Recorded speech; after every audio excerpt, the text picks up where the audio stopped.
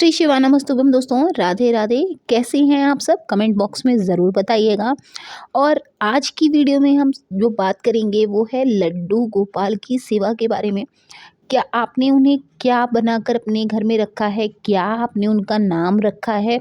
जैसे कि अगर आपने उन्हें बालक के रूप में रखा है, बच्चे के रूप में आपने रखा है, तो उनका नाम रखना बहुत ज़रूरी होता है।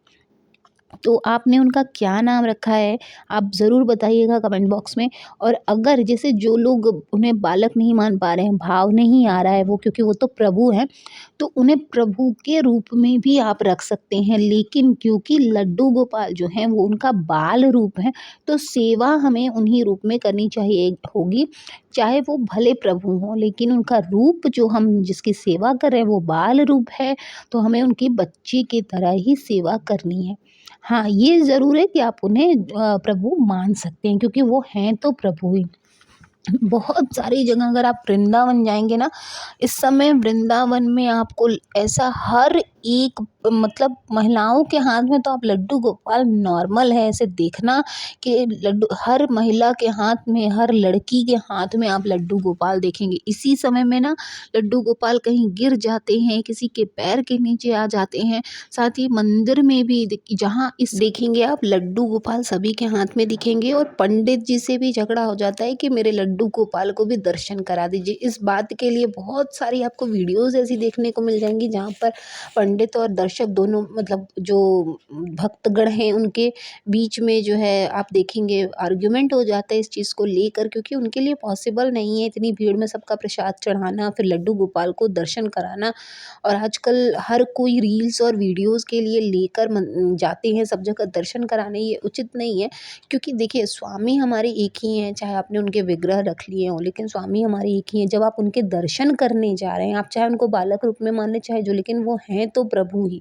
क्योंकि आप अगर बालक के रूप में उनकी इतनी सेवा करना ही चाहते हैं, अगर आप किसी बालक को रखना ही चाहते हैं, तो कई सारे ऐसे बच्चे हैं, आप उनकी सेवा करिए तो वहाँ पर किसी का भाव नहीं आता।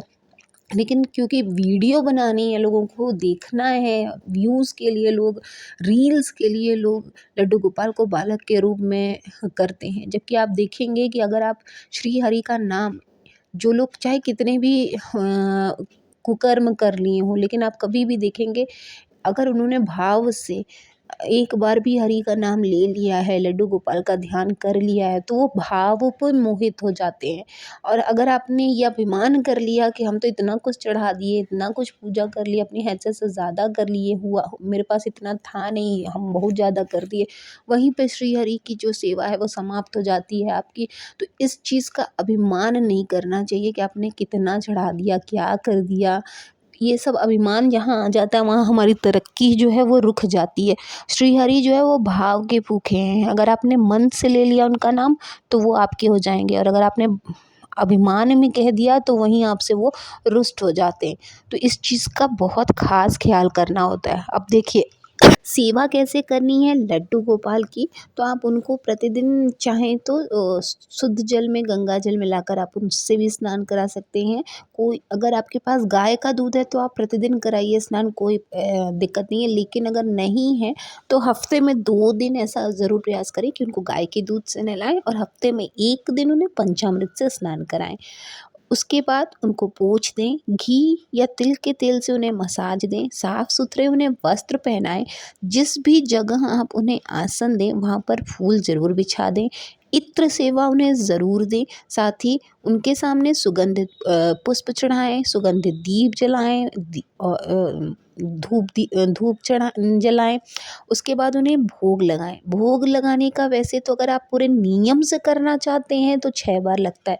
लेकिन क्योंकि आप जीवन जैसे महिलाओं के संग, अगर आप ऐसी महिला हैं जिनके ऊपर पूरे गृहस्थ का जो है जिम्मेदारी है, तो आप क्या करें, 4 बार उन्हें भोग लगाएं सरल तरीके से।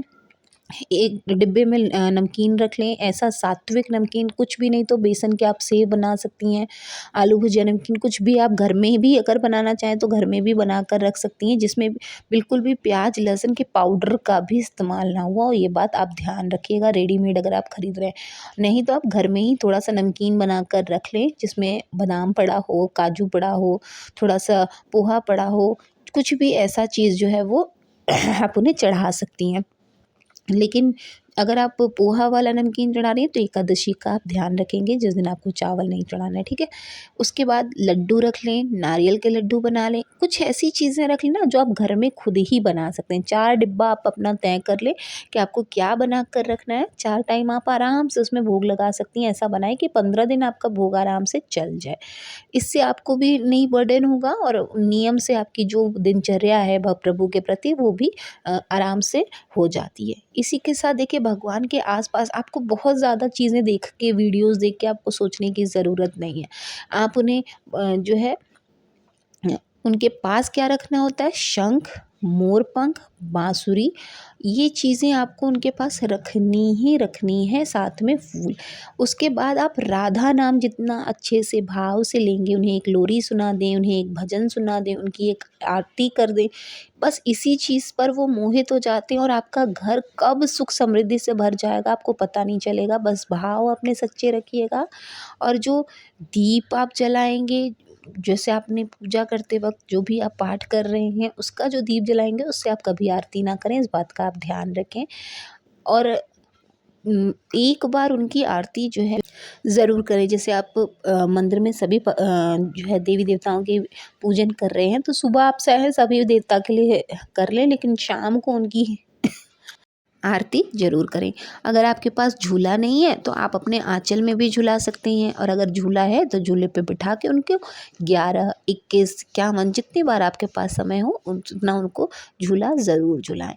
उसके बाद आपको कुछ भी नहीं करना है, आप उन्हें रात में सुला दीजिए समय से। भोजन कराने के बाद आप उन्हें सुला दें। शाम के पूजा के बाद 9 बजे के बाद आप प्रयास करें कि आप उनको 9 बजे तक हर हाल में अच्छे से उनको लोरी गा के, भजन गा के उनको सुला दें। पैर अगर आप 2 मिनट उनका दबाएँगे तो अति उत्तम है। 2 मिनट आप उनका लोरी गाते हुए, भजन गाते हुए उनके चरण को ज़रूर दबाएँ, चरण स्पर्श करें और उन्हें शुभ रात्रि बोलकर अच्छे से उन्हें सुला दें। इस तरह से आप उनकी नियमित पूजा बहुत आराम से कर पाएँगे, जिससे प्रभु भी प्रसन्न हो जाएँगे और आपको भी अंदर से संतुष्टि मिलेगी। तो आई होप आपको ये वीडियो बहुत सरल लगा होगा। तो अगर पसंद आए तो वीडियो को लाइक कर दीजिएगा, चैनल को सब्सक्राइब कर लीजिएगा, ताकि हम आपके लिए जो भी वीडियो लेकर आते हैं वो आप तक सबसे पहले पहुंच जाए।